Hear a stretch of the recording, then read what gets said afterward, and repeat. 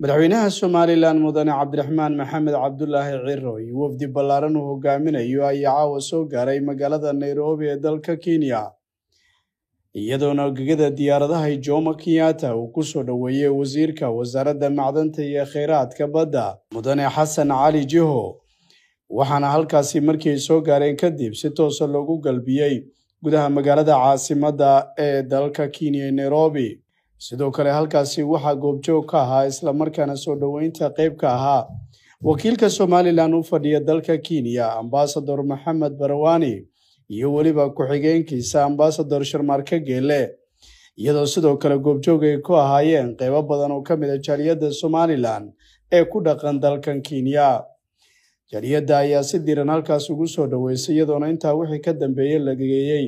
goobta loogu talagalay inuu ka dego magaalada Nairobi ee dalka Kenya madaxweynaha Somaliland mudane Cabdiraxmaan Maxamed Cabdullaahi Ciro ayaa waxa booqashadiisu ay qaadan doontaa dhowr cisho iyadoona uu ka qayb gali doono xarig jarka xarunta ay yeelanayso safaaradda Somaliland ee dalka Kenya Cabduqaadir Qayska Home Cable TV Nairobi Kenya